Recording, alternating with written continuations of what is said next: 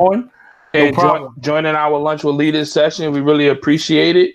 Um, I gave you some background information on the company that we will have on the call today. Um, the calls have been going really well, and very ironically, the gentleman who spoke with us on Tuesday, his name was Taiwan, also. Yeah, Right? yeah. Actually, it's funny. I found him on Instagram, and uh, I said I've never been on a flyer with another Taiwan the, also. So I thought that was wh- pretty cool. what's the chances of that? You know what I'm saying? Just to give everybody some background information before I provide an introduction, I know Taiwan because he came to Restoration and worked with us as a financial counselor back in, what was that, like 2012 or 13, maybe? Ty? Something like that. But Yeah, don't give away all my business, all man. right, I got you, right? So during that time, he worked as a financial counselor, and he was very ambitious about everything that he thought about, right? So Ty is a former football player, and he was always telling me, "Yo, B, we gonna play this pro am football. Yo, come play football." And I'm like, "Bro, I never played football ever in my life. I'm not interested in getting broken up and beat down at no 34 and 35 years old. I'm all set with that, right?" But along with that, the things that I heard Ty talk about then are all the things I'm seeing come to fruition now, right? And the two things I know for sure was he talked about real estate and he talked about football, right? And so those are like the two things that stood out to me. And so, obviously, when we read the bio really quickly, we'll get a good idea of where it went with the real estate. And then the football, I think is very commendable that you actually started your own pro am team. You ain't invite me to no games, but yeah, yeah. You know what I'm saying? But I definitely followed your IG. I follow all your IGs for the team, your personal, everything. And I saw that you guys put in a lot of work. And I saw what you were doing. We're helping guys get to college, get some scholarships. And that's very commendable um, to take that role as somebody who didn't have to, right? So you took your dream and you shared that vicariously and made it happen for others. So with that being said, I'm just going to read the bio really quickly. Day to day, Taiwan is a seasoned commercial property manager that manages over 2 million square feet of retail, office, and shopping center assets for a publicly traded real estate investment firm. Ty has been a property and asset manager for several years and has owned, managed, and been involved in the development of various types of real estate asset classes. Mr. Anthony is also an adjunct professor at Baruch College, teaching in real estate department with a focus on the commercial asset class. He is also a licensed real estate broker and holds a CPM designation from the Institute of Real Estate Management. I should have looked them initials up before I said it, so I don't even know it. But Yeah, that's fine. That's fine. in addition, in addition to his real estate work, Mr. Anthony is also the founder and CEO of the New York Crusaders, a fitness and economic empowerment nonprofit organization. Anchored in the community, the Crusaders have a semi-professional tackle football component where talented adults can display their athletic ability in a professional way. As the founder, Taiwan is responsible for the overall direction and vision of the entire organization, where he was able to lead the Crusaders to its most financially profitable year in 2019. He also happens to play outside linebacker for the team. Being community focused, Taiwan has been the member of his local Community Board 3, located in Bedford Stuyvesant, for nearly 8 years. Currently, he chairs the Economic Development Committee, where they oversee all business and economic empowerment initiatives throughout the district. So, with that being said, we'd like to welcome you, Mr. Tywan Anthony, and we're ready to hear your story, man. I appreciate it. I appreciate it. Thank you, Blaine. It's always, and as you mentioned before, yes, I was a financial counselor there at the Financial Empowerment Center at Restoration. So no matter what, Restoration will always hold a special significance to me. It's basically where, when I first came back to New York, especially from moving around and playing college football and some professional stuff, Restoration helped me start. So definitely Restoration is always going to have a special place in my heart, and definitely with you, brother Blaine. I really appreciate you reaching out to me and giving me this opportunity. And it's always special to not only just come back to Restoration, but also to actually speak with some of the folks that you guys have there. So I definitely appreciate that. What's funny?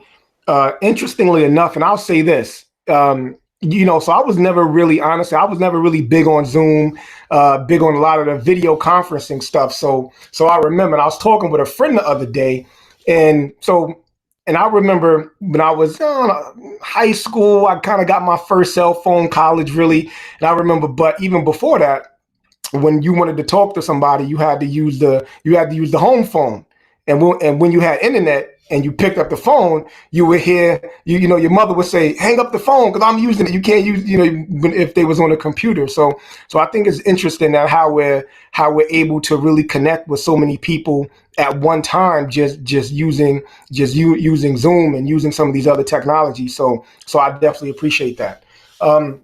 So diving a little bit more into kind of where I am now and what I used to do, and I'll just kind of give an overview of that, and then whoever wants to ask questions, you can. And Blaine, I know you said former football player, but just so everyone knows, yes, I still play. I still play on the football team. I can still run with the young 21-year-olds, or I can still run and tackle with the best of them. So not former, maybe in a couple more years, but active right now. So, but as Blaine mentioned, I was a financial empowerment counselor at the Financial Empowerment Center. I was there for a couple of years, and the work that we did was not only work that I loved, but it was important work for the community. And I'm pretty sure Blaine and a lot of the other folks at Restoration can tell you that what we do, what they do there at the Financial Empowerment Center is change lives. They change lives financially. So we would look at credit reports, we would look at credit scores, and we would basically dive into the guts of people's financial situation to give them advice and show them what they can do better financially, so they can live a better life. So after doing that, like Blaine mentioned, I wanted to get into real estate, So I finally had my opportunity to be a property manager with another company. And since then, I've kind of moved around a little bit and traveled up the ranks. So right now I am a regional property manager. I work for, like Blaine mentioned, for a firm called RPAI, and we're a publicly traded company. So I manage all commercial assets. So we're talking shopping malls and shopping centers and retail centers. And for the longest, that's something that I wanted to do for a very long time. So I'm actually doing it. And it's tough, getting my butt kicked every day, but it's really good work. It's challenging work. And now with the work from home thing going on right now because of COVID, it's even tough. I have a 7-month-old son, so I'm definitely happy about that. So working from home and taking care of my son and my wife, she's also working from home as well. It's all been something new, but it's really great. One thing I will say though, that as far as anything that what I was looking to do, I always had a goal and I always had a vision that I wanted to do two things: play football and do real estate. And those are two things that I always strive to do. Those are two things that I always look to do. So when I had the opportunity to actually start a football program, at first the organization was incorporated as a semi-professional football team, and it still is to a huge extent. But we've also incorporated a couple other components. And for me, it was being able to still continue to play the sport that I love, but also making an impact in the community that I love, which is Bed-Stuy. And then I always wanted to get into real estate. And I'll just tell this quick story for people who are from areas like New York City and places where you think real estate is unattainable. And I'll just tell you this quick story. And I told this story before. So when I was in college, so I went to college. I graduated from Pittsburgh State University, which is in Kansas. So it was in the Midwest. We're talking cornfields, cows, the whole works, right? Real country. I was at football practice one day, and as I came back from football practice, a friend of mine said, my father just came down here, and they were from LA or something like that. Said that he just bought some property here in town. I was like, well, how did he do that? So I said, all right, cool. So what I did, I took his advice and I went down to the local town or to the local board. And what happened is there's something called, and I'm going to give you guys a secret, and you can look it up. It's a gem, but there's something called tax liens, right? Something called tax liens, and every county is different at the way it works. So I went down to the county clerk's office, and at that time, I'm a young 21-year-old, so I have my braids, I have my jersey on. That's what we did in the 2000s. We had braids and we wore jerseys. That that was the thing. So I went down to this town and and I asked this lady, hey, how can I buy property? And I remember this lady, she looked at me. She's like, well, okay. And she gives me this big book. And in this book was something called all of the tax liens. And what a tax lien is, so everybody that owns a property in every county throughout the United States, you have to pay property taxes, whether your house is paid off or whether it's not. You have to pay property taxes. If you get delinquent in your property taxes, the county will put a lien on your property. And what happens is, no matter what, the county, they need to make that money. So whether it's the person who lives in that house is going to pay it, or whether it's an investor that's going to pay it, somebody need to pay those property taxes. So I think at that time I had about $2,000 in my pocket, $2,000 or $3,000 from money that I saved up just from working. So that's not much money at all.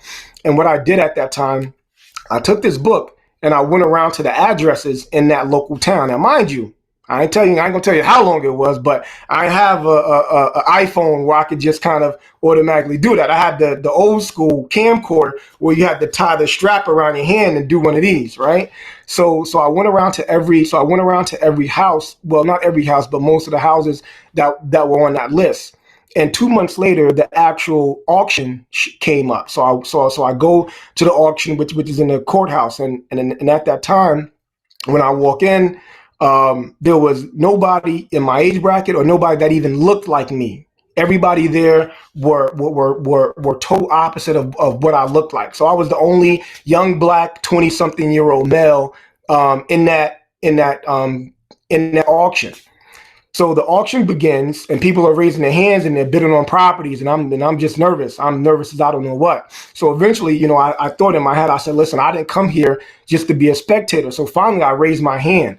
And to make a long story short, at the end of that auction, I ended up with three properties that I had bought for about $3,000 total.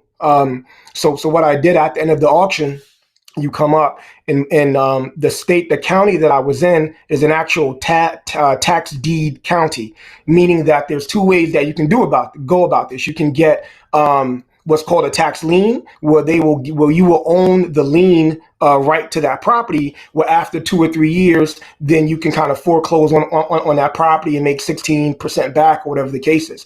The county that I was actually in was a tax deed county, meaning that when I paid them the back taxes, they gave me the actual deed to a real property, right?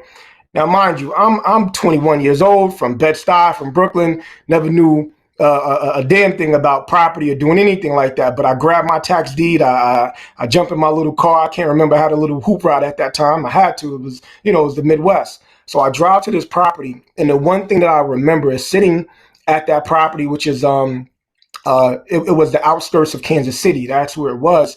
And I remember I walked up to that property. I just thought to myself, like, wow, I'm the actual owner of a real home, right? And being someone who was born and raised in Bed-Stuy, that was a huge accomplishment, to go over to a whole nother state for a whole nother reason, which was play football and get an education, to actually have a property like that. So throughout that time, I still go and do these tax deeds, and I still go to these tax auctions every now and again. But to this day, I actually still own that home because it signifies something to me, right? It signifies that I was able to kind of go to this new territory and go to this new place and actually make those opportunities. So it's always interesting when I actually think about that, and when you're thinking about kind of just different things that you want to do. So I'm not sure. Does anybody have any questions at this point, or should I just keep talking? Or no, not at the moment. Say that again. No, not at this moment. Okay. Okay. Perfect. So I'll keep talking.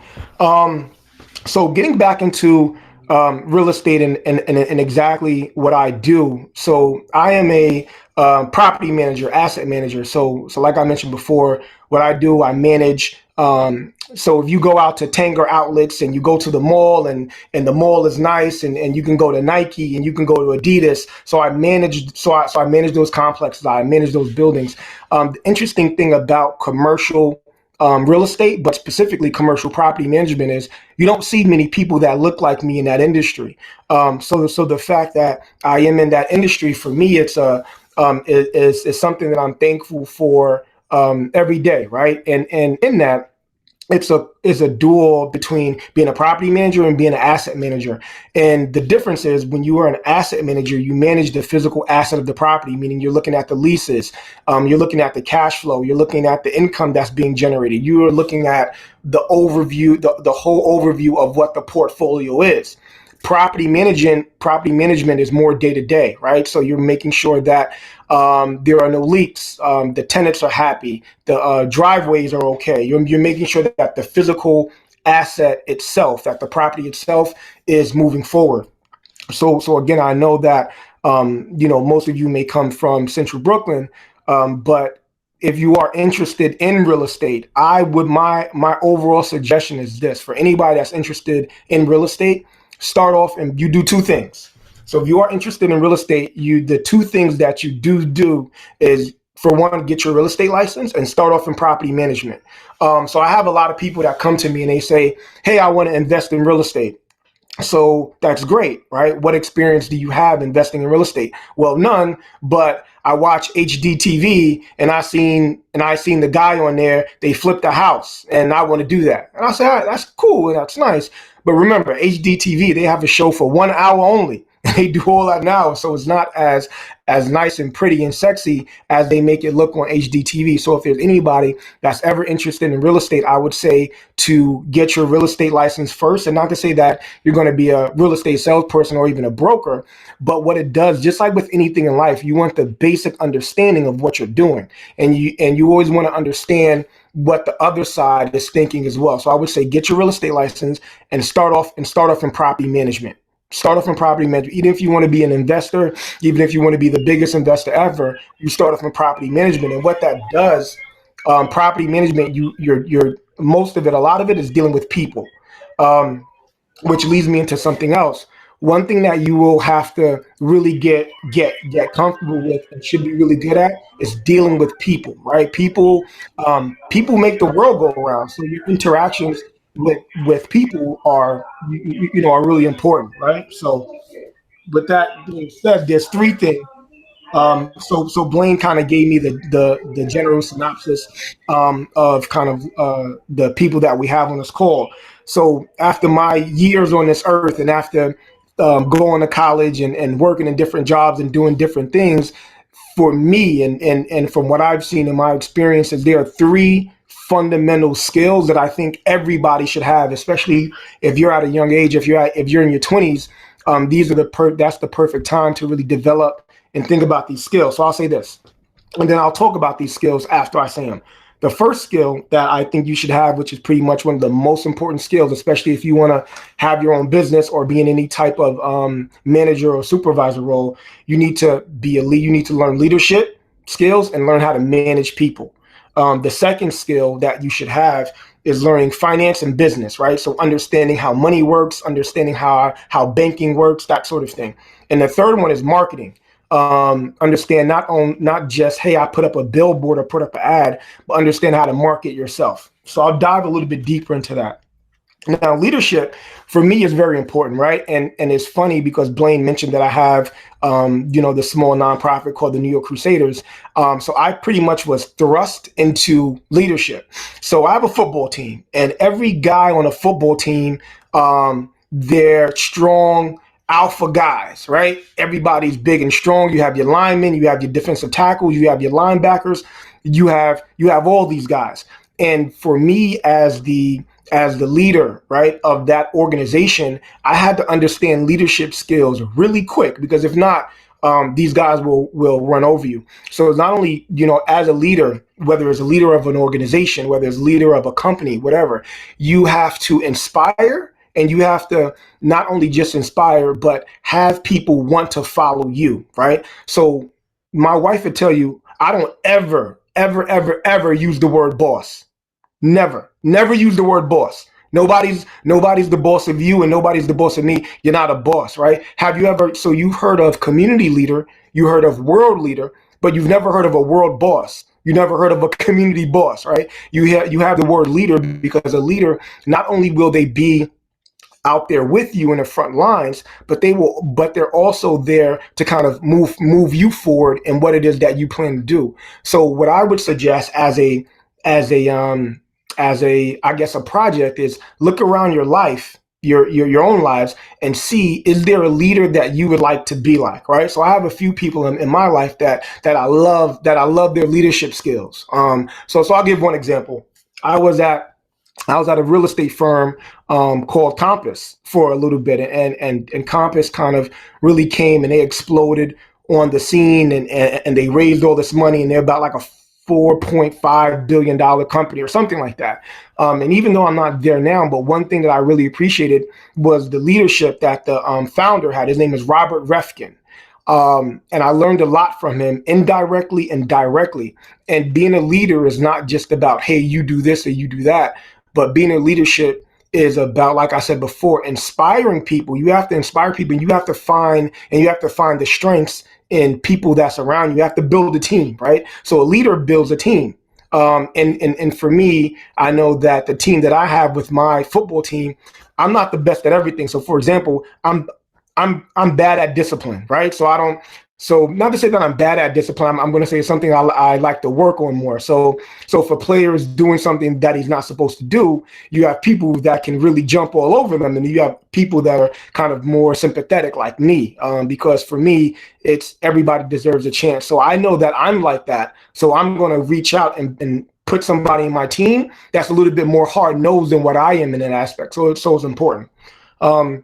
The other foundational skill that I would say is finance and business. And I'm using that as a very, very broad term. And what I mean by finance and business, and let's be honest, a lot of Black and brown folks, we don't understand finance and business until it's too late. And what I mean by that is this. So here's an example. I had when I was 18 and 19, I got a credit card in the mail. So I get the credit card, and it says that I have, I think it was a $3,500 limit.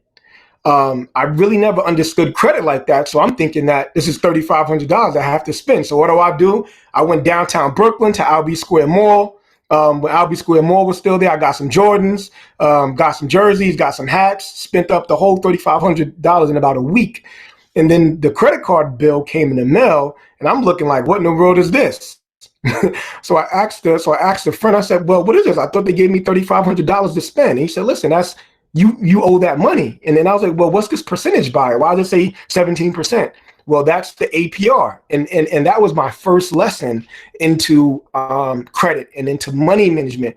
And one thing that I would suggest as a fundamental skill, especially for if you're in your 20s, Black and brown folks, learn finance, learn money, learn credit, learn that stuff now, because even though you may think you know it, there's always tidbits that you can understand, and understanding the banking system and understanding interest rates is very important to how you move forward and how you manage your family. And then the last fundamental building block I have is marketing. Now, here's something that's interesting. Some of you that are in your 20s or late teens already have this skill built in. And marketing, again, just doesn't mean you place a big billboard ad somewhere. Marketing means Instagram. It means LinkedIn. So I'm pretty sure Blaine will probably tell you all this, but if you're getting into business, if you need a job, or if you're looking for that, if you do not have a LinkedIn profile, you're doing yourself a huge disservice. All of you should, if you're in your 20s, if you're looking for employment, should have a LinkedIn profile. So again, marketing is not just about here's who I am, but marketing is about taking your message and taking your brand and focusing that to where you want it to focus to, right? So marketing is, it's Instagram, it's social media, it's Facebook. So it's not just about posting what you ate for breakfast this morning, but it's also about posting articles. It's also about posting your interests, because there's something called the laws of attraction, and I won't get into that too much, but there's a book and there's a video series called the laws of attraction, right? So if you are always putting forth what you want, and Blaine said it, for years all I could think about was football and real estate, and I'll tell you a secret, That's all I think about right now is football and real estate too, right? So nothing hasn't really changed, and when you do that, you'll start to attract like-minded people. You'll start to attract like-minded events, and your environment will really shift around around those laws of attraction. So those are the three fundamental building blocks that and for me, so I was a political science major in college. And the reason why I took political science because I had folks in my life that was, politics is important. Politics is important. And while politics are important, I'm doing real estate right now. So I think it's even more important to understand if you are in college or if you are studying something, you should, you should understand what you're doing. And I'll say this. So I get a lot of people that come to me about school, and about those kind of things. So my opinion on it is there are so many programs and so many designations right now that you can get that will help you in your career. So Blaine mentioned the CPM designation. I didn't understand what that was. So Blaine, I'll tell you, the CPM designation stands for Certified Property Manager. And the good thing about these designations, so for anybody, if you want to get into a field and maybe you don't have the time, the money, or the resources to go back to school and get a master's degree or get a bachelor's degree, there are so many different certificate programs that you can get that you can put on your resume that will make you stand out to so many people, right? So if you went to high school and maybe you don't have a bachelor's and maybe you don't have a master's, there are certificate programs. Some are free and some that you have to pay for that you can get. So for example, over at NYU, and this is just a tidbit.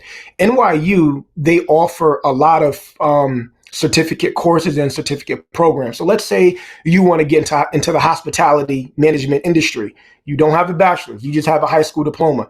You can go online at NYU or to Baruch or to a school, and you can enroll into a 3-month certificate program in hospitality management for $500. Again, that certificate will not replace a master's or a bachelor's, but it may be the difference maker into when you have that interview and that interviewer saying, hey, you know what? You did get this, certificate and you do have this designation. So let's take a chance on you. And here's the thing. So when I was at Restoration Plaza, and again, I definitely love the work that we did there at the Financial Empowerment Center. I wanted to get into property management. The first interview that I went on as a property manager, they didn't hire me. They did not hire me at all. They said, you do not have experience. You don't have anything showing that you know anything about property management. And it was true. So what I did, I said, okay. I waited a year. It was maybe about 8 or 7 months. And in that time frame, I did 3 courses. I took a course at NYCHA, which is New York City, the public housing. I took a property management course there. And I also went to the New York Real Estate Institute, and I got a property management certificate there for about $250. So I got my resume together. I updated my resume, and I went for that interview with that same company with the same interviewer again. And at that time, that's when they hired me, because she did notice that within that time frame from when we last met, that I had really looked towards increasing my education in property management. So for me, that was huge, and that was important. And then even when I transitioned over to property management, I was working in affordable housing, which is tough. And after a couple of years in affordable housing, I wanted to move over to commercial real estate. At that point in time, I had property management experience, but I didn't have any commercial real estate experience. And I went on that interview, and I remember, it's funny because I was working at that job, and then things were getting tough, right? I had bills, I was an adult. I was an adult. I was back in New York City, had my own place, and I got a call about 2 weeks later from that same firm, and they said, listen, we liked you at the interview. We're going to take, you don't have any property management experience, but you know what? We're going to take a chance on you. And I said, thank you. And from there, I kind of moved forward. But that's the thing about interviews. And that's the thing about when you meet people. That's why I say that, again, marketing is also about how you connect with people. And for me, networking is huge. Networking is going to be such a big part of your career and such a big part of how you move forward. And I'll give you a tidbit about networking as well. And there's a couple books. So I'll show you a book. And I was going to wait to the end, but I'll do it now. So there's a couple books that I would suggest that you all read, right? And here's the first book. I'm not sure. Can you all see that? I'm not sure if you can see the book. All right. Yes. So this book is called The Millionaire Real Estate Agent. So I would is by a guy named Gary Keller. I would suggest for everyone, if you have not read this book, to put this book in your arsenal. Somebody said that. Okay, I'll show it again. It's called The Millionaire Real Estate Agent.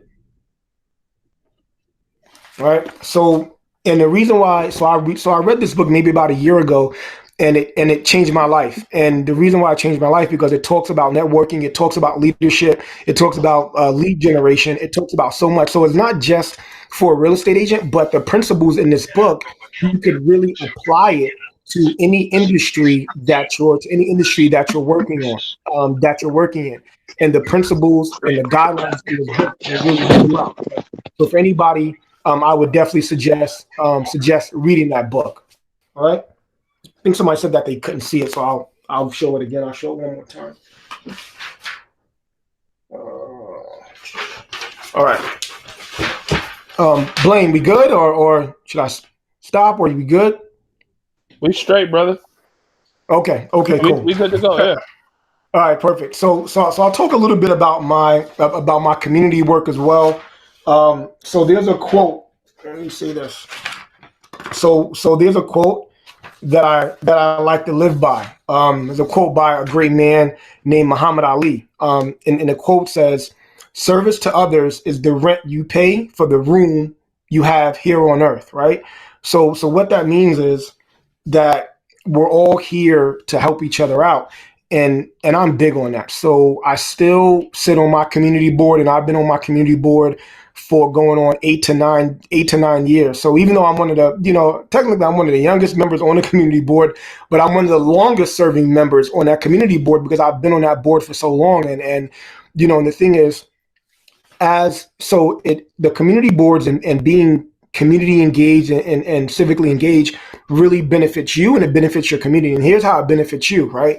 It benefits you because you get to interface with your elected officials, and you really get to understand what's happening in your community. So my suggestion, and I do give homework. So I am an adjunct instructor at Baruch. So I'm giving homework for everybody on this call. After you get off, I would suggest looking up, even though you can't go right now, they're doing things virtually, but look up, wherever you live, look up what community board that you're a part of. So for everybody who lives in Bed-Stuy, you don't have to do it because I'll tell you it's Community Board 3. But anybody who lives outside of Bed-Stuy, look up your community board. You should know what's happening in your immediate area. And even though you may not be able to physically go right now, most community boards are doing things virtually. So go, right? Or attend virtually. And when things open back up, go to a community board meeting and anything that you're interested in. So community boards have different committees. So for example, I chair the Economic Development Committee. And a part of my role there and what we do is we cover the SLA applicants. And SLA stands for State Liquor Authority.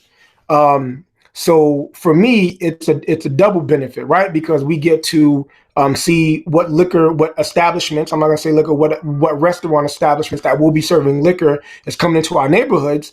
And the other benefit is I like to hang out and have fun. So I get to know what establishments are coming into our neighborhood so I can go, right?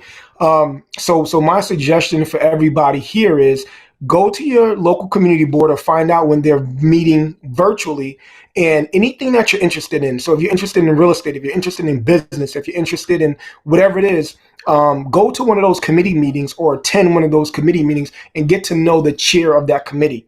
And that's called Building Relationships 101. Because I'm going to tell you, nothing tops building relationships. You can be the best at what you do, but if nobody knows it, nothing happens, right? And that's kind of like with Blaine and myself, right? Regardless of, even though I'm not at Restoration anymore, Blaine and I, we always keep in contact. I see him on Instagram when he's out on vacation, having a good time. Blaine, yeah, I see you down on vacation having a good time, right? So I think it's important to always keep in touch with people and kind of always making sure that you're meeting new people and that you're expanding your network, because when you expand your network, that's when you get to grow. And growing can mean more opportunities, more job opportunities, and even more entrepreneurial opportunities as well too. And which is important. And for everybody who wants to be for everybody who wants to be an entrepreneur, the three foundational learning skills that I outlined are even more crucial, right? So looking at it, we had, sorry, I had down leadership, finance, and marketing.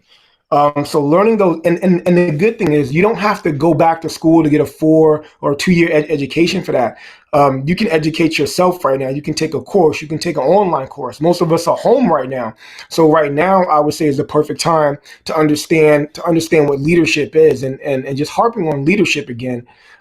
Leadership is so important. Understanding people, understanding how to negotiate, understanding complex situations. One thing that the reason why leadership is important, because whether you're an employee or whether you're an entrepreneur, eventually you're going to be in a space where you don't like a coworker or you don't get along with somebody. There's going to be a conflict, and understanding how to manage that conflict and still being able to move forward with that person in the business sense is going to be huge. Is going to be important. So that's important. Glenn, I have questions. Should I answer the questions now or wait till later? For sure. I mean, if you're done, we can go into we can go into questions. But if you have got some more jewels to give us, then we can keep it moving, and then I'll drop right in with the questions following right after. Okay. All right. Cool. So all right, I'll talk. I'll talk. Yeah, I'll talk for a little bit more. I'm taking a tally of the questions. So whenever you're ready, just let me know. Okay. Cool. All right. All right. So I'm gonna give another book of mine. So two books. So the first book was The Millionaire Real Estate Agent. Um, but again, the millionaire real estate agent is not just for real estate. That those skills and what the book talks about is transferable to life in general. So the second book that I'm going to give you all. So these are books that have impacted my life personally, and I'm pretty sure a lot of people have heard of this book. But it's tried and true. So it's called Rich Dad Poor Dad. By a guy named Robert Kiyosaki. This book is amazing, but I would say this book will be the foundation of it will change the way you think, and it'll change the way you think about jobs. It'll change the way you think about money. It'll change the way it'll start that progression. And what this book does, while it's not the end all be all by far, what it does, it at least sparks the fire. And then another book that is probably my either number one or number two favorite book is called Think and Grow Rich. This book, Think and Grow Rich, this is a Black choice. So this was written for Black and brown folks.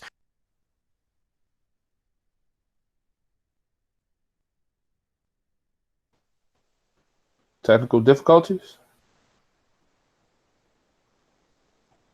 Uh-oh. Can anybody hear me? Everything is okay. Yeah, we Can hear you.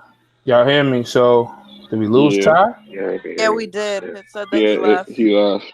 Yeah. All right, so he must be coming. He must be coming right back in. All right. Let's give him a second. Maybe his laptop died or something. Yikes. Possibly.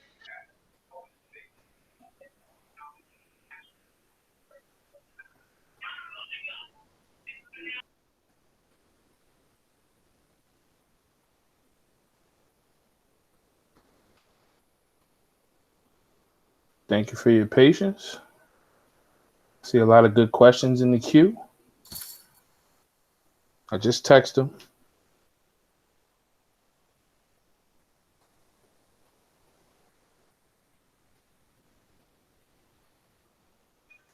My phone's been bugging out for a minute. I low-key thought it died when the call froze. I mean, when he stopped talking. Yeah, I thought because something was wrong with my phone. it's very unusual for me to have audio problems also. So Yeah. Oh, yeah, I peeped that too. I don't know. That's not necessarily something that usually happens. Please stay with us, everybody. Don't leave. All right. Don't leave.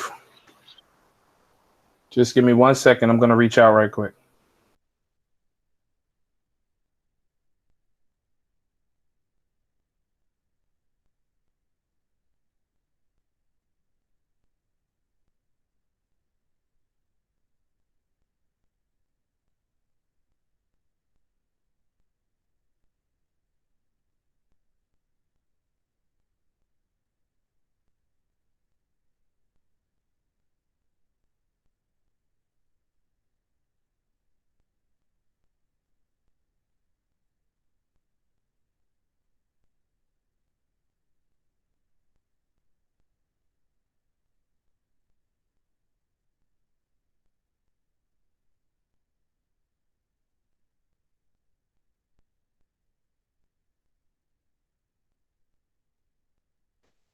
All right, he's on his way.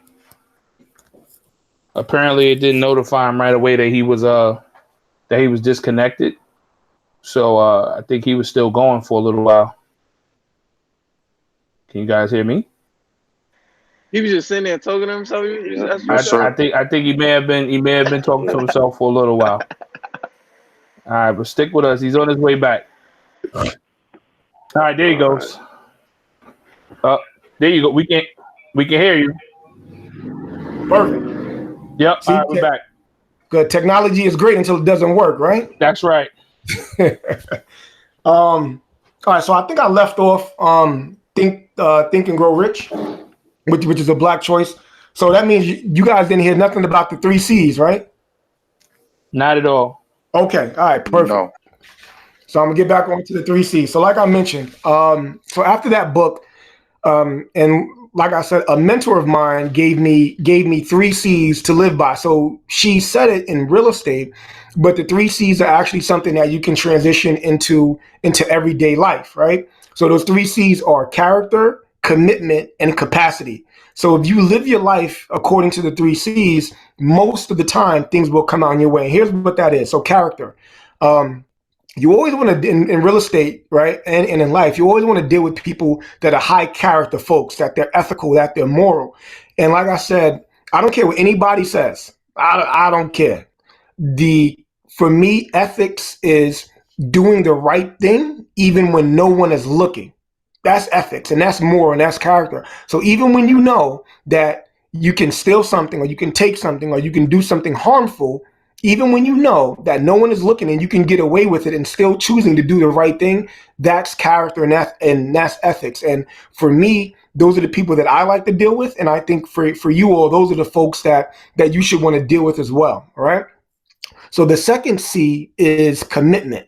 How committed is someone to you? So in real estate, you deal with a lot of different people. You deal with vendors, you deal with contractors, you deal with real estate agents, you deal with brokers, you deal with the bank guy, you deal with so much. But how committed is that person to serving you and your needs, right? And you can look at that in a relationship, right? If you got your boo, right? How committed is your boo to you, right? Is your boo out partying and hanging out and having a good time? So commitment is so important, and people show that commitment through time, right? So when you're dealing with folks and you know, like, yeah, baby, I love you. Okay, cool. But you haven't seen them in like 2 or 3 weeks, right? Or you haven't seen them in a long time. So time is the one way that people can show how committed they are to you. Because when people give you their time is the one thing that you can never get back, right? As much as Blaine and I, as much as we want to be 25 again, guess what, Blaine? It ain't happening. Sorry, it just ain't happening no more.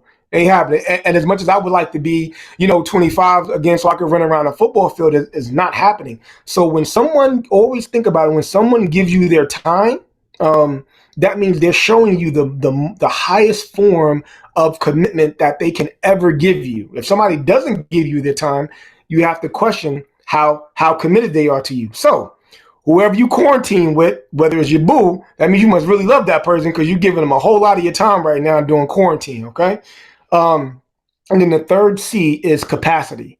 How good is the person at their job? So do they have the capacity to do what they say?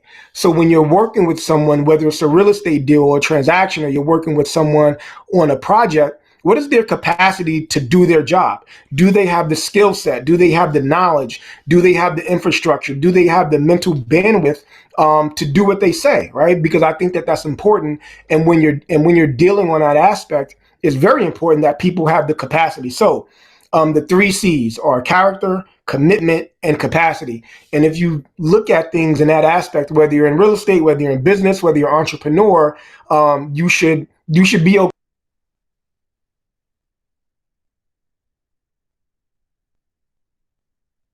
He did it. He did it again. He did it again. Did it happen again? We don't know what's going on. It just keeps accidentally kicking him happened off, again, I didn't guess. it? Yeah. I was listening to him dead ass, like, you feel me? I'm looking at Whoa, the TV whoa, and then whoa! it just Language. I just washed my face and I looked up and it stopped. Language. And I was like, wait. All right. So just 1 second. Let me get him back. I He didn't know may I had a garage over here. still be talking to himself. Yikes. All right. Why does that keep happening to him? I'm- That's never happened to any of our I'm guests not sure. before. Hold on. That's So, a fact. That hasn't happened to nobody else. yeah. So hold on. Let's just mute for a second. All right, guys. All right. Thank you.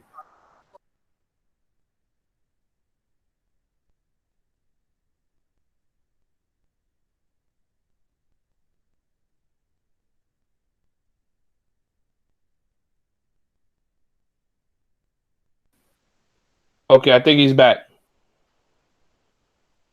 Ty, you there? All right, but you did. So now we back to it. All right. So, all right. So I guess what we're gonna do is we're gonna try to avoid any more kickouts, right? Yeah. So I say, I think we should jump into some questions because we have a lot of them and we have some good ones. And usually before I do that, I just kind of give like a little wrap up or do my little soapbox soliloquy right quick about what I noticed in the conversation, right? Okay.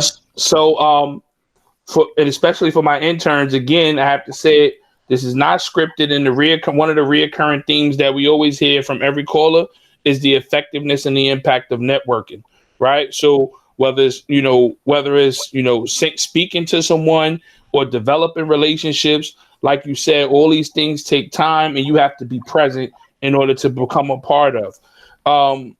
One thing that I would say is that you spoke a lot about the real estate aspect of your life, right? And so at Restoration, one of the things that we have as our mission plan is to improve and decrease the racial wealth gap, right? And so as far as the eye can tell, the way to improve the racial wealth gap is yes, credit, yes, having good credit, yes, having savings, but even more so, in my belief, I have to say, is real estate, property, right? Because these are the ways that people who don't go out and become like, these major Warren Buffetts and things like that. Like these are the ways that people create a little bit of generational wealth for themselves by owning a home or owning some land and things like that, right? So with that being said, can you just can you give a little insight on what you believe on what's your opinion on that, on how the racial wealth gap can be disturbed by the idea of owning, whether it's property or whether it's land or whatever the case may be. Definitely. So great question, Blaine. So I'll say this, and I'm going to hit on a couple different things.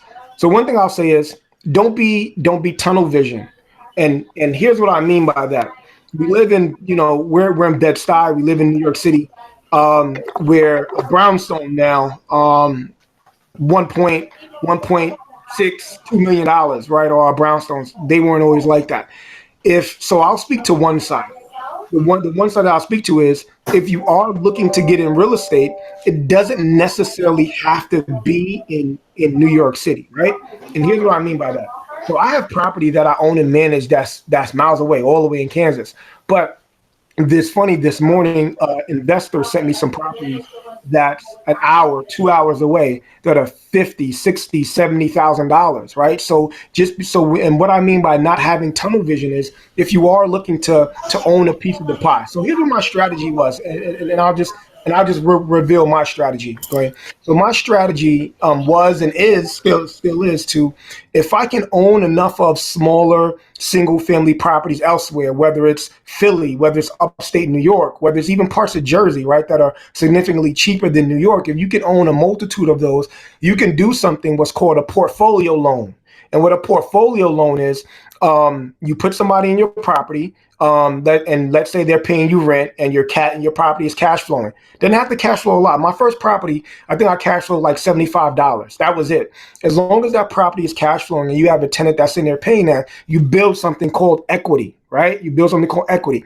And equity is the value of the property compared to how much you owe on the property. So if the value of your property is $100,000, if your property is worth $100,000 and you only have $50,000 worth of debt on that property, that means you have $50,000 in equity. Equity, you can pull equity from your property to do things with, right? And my point is, And what one of my strategies was is if I owned, right, 5 properties, each at $100,000 each, and I have $50,000 of equity on each property, I can do what's called a portfolio loan and pull equity from each of those properties. And if I can pull that equity, now I have enough, possibly, right, to put down on a brownstone here in Bed-Stuy or do something like that. So no matter how you cut the pie, real estate.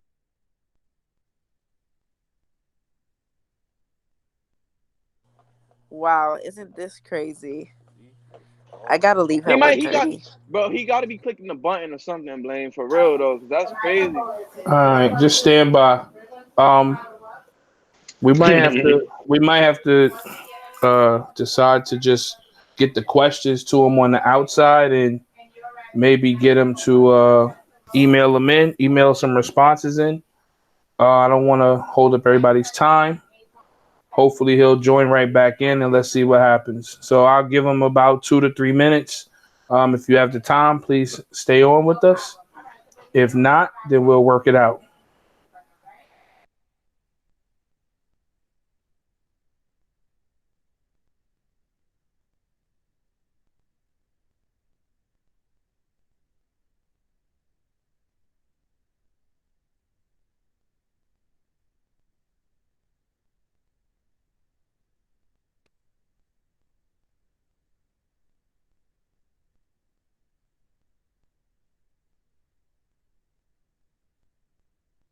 Okay, looks like he's back.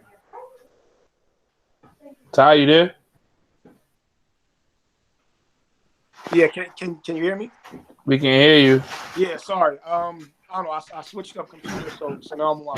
But I'm not sure where I left off If I recall, I think you were discussing the portfolio to put down on a brownstone. at. Gotcha. Perfect. Mm-hmm.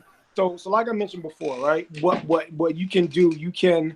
My goal, my strategy, it was and it still is to if I can own 5 single-family homes somewhere else, and each of those 5 single-family homes have equity, I can pull equity from those homes to put down on a bigger property. If you want to put that down on a on a on a brownstone here at Bed-Stuy, wherever, the fact of the matter is that property ownership, home ownership it is now and will continue to be one of the biggest dividers of income, right? And we all talk about gentrification, and my take on that is real. It is a real problem that does happen. If we can get the native people of a community to be more home ownership minded and to own those assets that are in that community, that can alleviate and ease some of those effects of gentrification. So we talk about Fortitude and Blaine, you lived in Bed-Stuy, as long as I have, right? And we know throughout the 90s and the early 2000s, it wasn't like it is now. And you had a lot of people that were saying buy these properties now, right? Because if you buy the properties instead of just renting them, if you have the opportunity to. So for example, I have a family member before they moved down to Florida, they sold their brownstone, which is on Marcus Garvey and Decatur, for about $300,000 just because they wanted to leave. Now that same brownstone can trade for about $2 million, right? So you do the math. On that. And if they would have kept that brownstone in our family, that's putting a roof over someone's head. That's not charging an astronomical amount of rent. So Blaine, to get back to your question, is that ownership is going to be the only thing that really alleviates what's happening in communities of color. And it has to be a group effort. It has to be an effort of more than just one person. So we have organizations like Restoration and organizations like Bridge Street and Impact and some other community organizations that are really doing a great job of informing folks. So that home ownership and owning your businesses as well, owning commercial assets is equally important as well, because if you can live and do business in the same place, that really makes a significant difference. So I'm a huge component of if somebody lives in the area, they own a business in that area, because you're not going to throw trash out, right? You're not going to degrade the place that you live and the place that you do business in. Very well said and strong point taken. I do believe that that's very important to know that to explain things like gentrification, because we're all impacted by it, right? And I just wrote a note to myself where you had slightly mentioned something about politics. And the idea for me is that sometimes I hear people say how they don't get involved in politics or politics are not important. However, if you pay taxes, right, if you're going to live somewhere where decisions are going to be made, where buildings are going to go up that you can't afford to live in, and you're going to be wondering where they came from, why the traffic parking and all that stuff is different on your street, and everything is at a loss to you. That has something to do with politics, voting, being a part, being aware, and being involved in what's going on. Well, So, and you know what, Blaine, and to piggyback on that. So listen, you're right, and what I tell people, and you're right, a lot of people, don't get involved in politics, but let's look at it like this: it's not politics, it's life. And here's what I mean by that. Maybe not so right now, but a couple weeks ago, when we were really into the thick of this COVID-19, our local hospitals were crazy, right? You would not even want to go in there, even if you got sick or whatever the case is. When you talk about politics, when you talk about the census and being counted, I know Restoration is doing a lot around the census. When you're talking about being counted, we're talking about more doctors, more medical facilities that are in our community, so we can be served. And the fact of the matter is, even if you don't care about politics and different policies that may not affect you and what Donald Trump is doing and what he's saying, but I know you have to care about if you or your son get sick or somebody in your family gets sick and the services that's being provided. That stuff is important. That stuff that really affects us when we're talking about even PPE equipment, right? Some of our hospitals, Interfaith, and some of these other hospitals, they didn't even have the masks and the hospital gowns to even go, to even circulate throughout the people that were serving us. So I think it's important when we're talking about politics. It's not just about voting on a certain day. It's not just about that, but it's about talking about the lifestyles that we live and what happens. We're talking about rent regulation, right? We all have to live here. Right now, there's a big policy because of COVID-19. Is rent going to be delayed? Is rent going to be stopped? That directly affects people that rent. So if you rent and you lost your job, and let's say that your landlord is still asking you, hey, buddy, you still got to pay my rent. And you're like, well, I don't have a job to pay rent. Right. So we're not just talking about politics, but we're talking about policies that will directly, not indirectly, that will directly affect you, your family, and everybody that you care and love about. that's a strong point. Yeah, very strong point, and it all makes sense because it's nothing worse than the rug being snatched right from under you, and then you don't even know the rug was snatched from under you. Yeah. You understand what I'm saying? So we're gonna rifle through some questions, I guess, right now, right? Mm-hmm. And one quick question we have from Amber, and she asks, "Are there still auctions for properties?" Ooh, Amber, I can't see you, but I'm loving that question. So, and what I'll do is this, right? Because I like helping folks. And one add-on, and the next person simply asked, "Where are the auctions?" So you could probably put those questions together. I'm sorry. Of course. So, Amber, to answer your question in short, yes. So remember, in a tax auction, you have two types. You have a tax lien and you have a tax deed. A tax lien is you're buying the interest rate. So what that means is, let's say somebody has a house and they fall behind on their property taxes, the local municipality, they will issue a debt. You buy that debt, and they have something what's called a redemption period, meaning you'll have whatever different counties have different redemption periods. So that owner can redeem their property from you in 2 or 3 years or whatever the redemption period is. But not only do they have to pay you the money that you paid for that lien, but they have to pay you a certain percentage. And that percentage can be 15, 16, 17%. So if they do get their house back, you still walk away with 16%. If they do not pay back within that redemption period, then you have the right to foreclose on that property. That is a tax lien, right?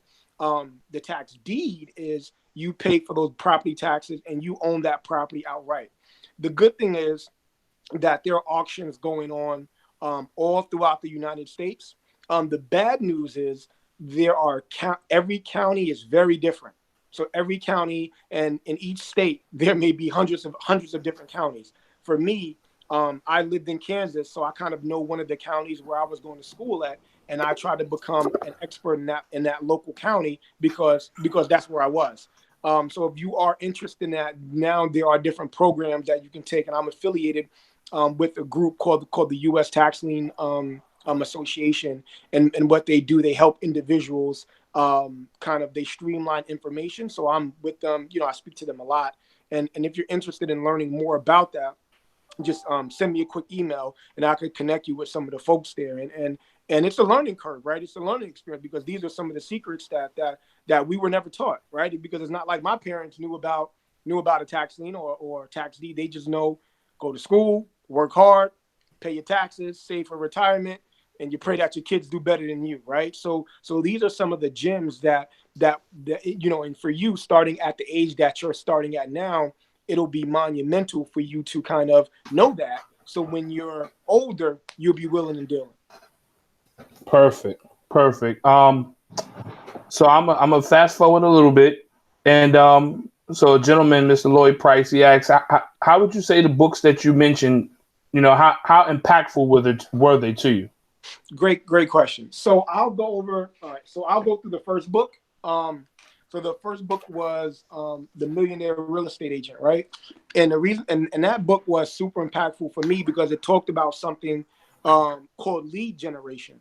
And I never knew what that concept was. So in real estate, you always have to generate leads. You have to follow up on leads.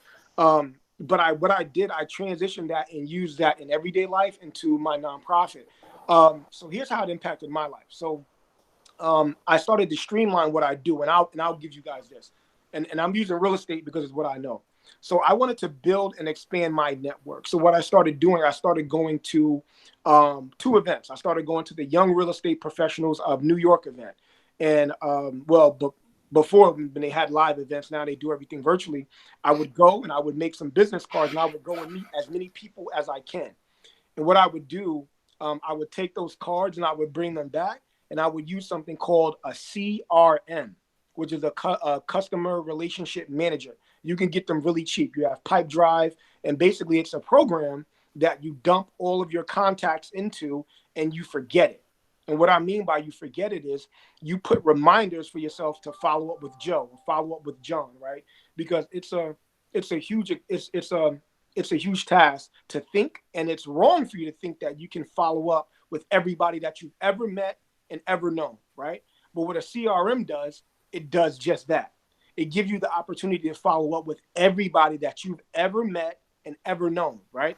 And that's super important because that is how you build relationships. So for me, the real estate millionaire, millionaire real estate agent, it really kind of brought together my understanding of how you network. So networking isn't just going to a nice event, shaking hands and drinking wine and meeting people. Networking is getting to the point where you're closing a deal or getting a job or moving forward in a positive way with that person. So for me, that book let me understand how powerful a CRM is. You need a customer relationship manager to manage those relationships because you're going to forget it.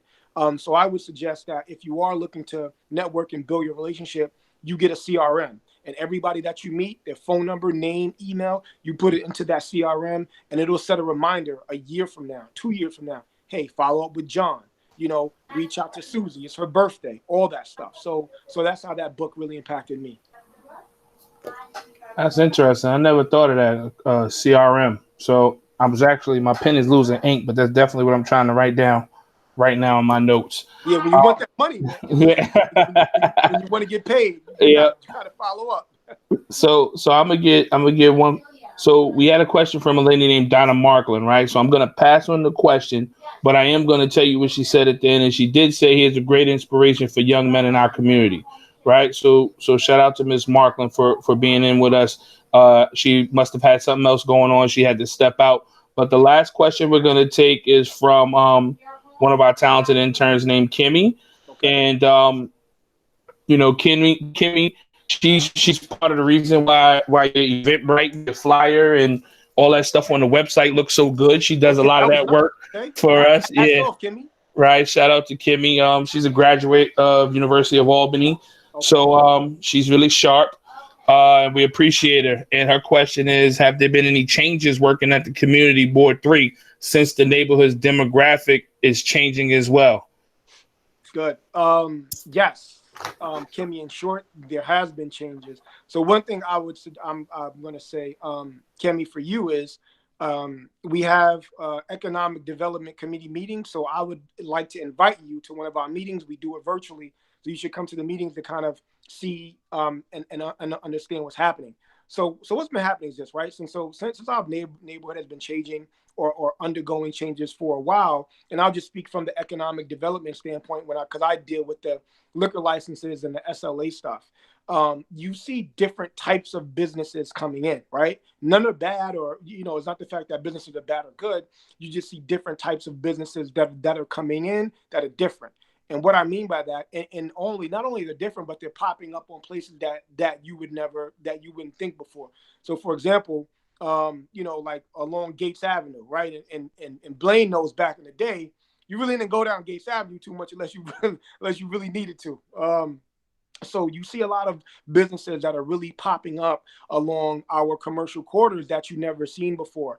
And as they come, they're bringing a different element. They may have different food. They may have a different element that they're bringing to the neighborhood. Again, it's not good or bad. It's just different. So from that, you start to see other people will see that, and they will also say, wow, well, maybe I'm going to do that, because regardless of anything, along our commercial corridors, it's still cheaper than having a bar in Midtown. It's still cheaper than having, a bar, somewhere in Manhattan. So you're really seeing a lot of new owners, a lot of diversified owners, just different traditional owners that are coming along, and they're starting different businesses. So it's going to be really interesting how that mechanism plays out, especially with the restrictions, put in by COVID-19.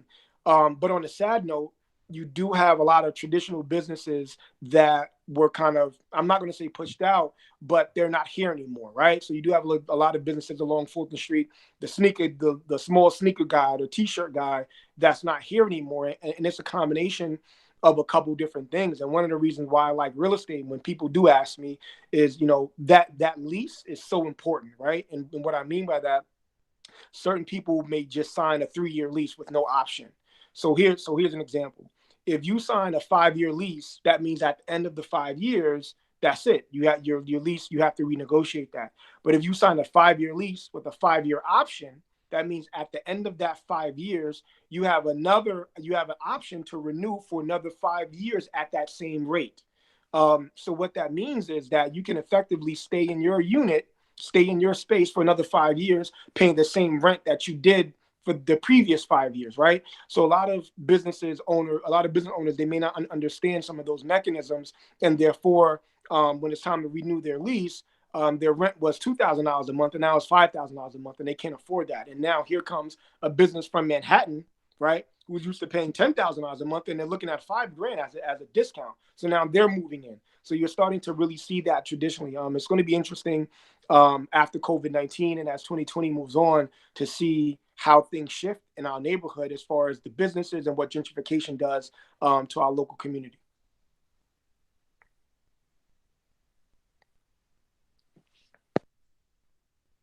Hello, Blaine? Do you hear me? Yeah, I can hear. Okay. Yeah, Can you hear me? Yeah, I can hear you now. Yeah. So, 1 second. Yeah. So I would definitely still err to the side that, yes, those businesses were forced out and kicked out, because that's exactly what happened. When they come with those high rents, right? When you're accustomed to being in the neighborhood and serving the people, and then you can't afford to be there no more. Perfect example is Moshood, that's moved into Restoration Plaza. Yeah. They had a primetime location, and it wasn't equitable anymore for them to be in that location with the demographics changing.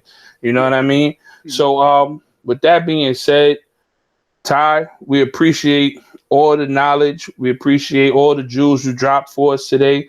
And most important, we appreciate your time. Right? Thank you. You let me know. You sent me an email. You said, Ty, I need you on this, man. So anytime my brother Blaine asks, I'm with it. Exactly. But don't get it fooled. It took him like 3 times to respond to my email, though. But I'm gonna let it slide, right? You know what I'm saying? But it's all good. But yeah, man, Ty, I really appreciate you. Thanks, man. And keep doing what you're doing and just keep getting better, brother. Thank you, brother. I appreciate it. Listen, man, when this quarantine is over, drinks on me, all right? For sure. I'll be there. All right, man. All right, brother. All right, brother. Yep. Yeah.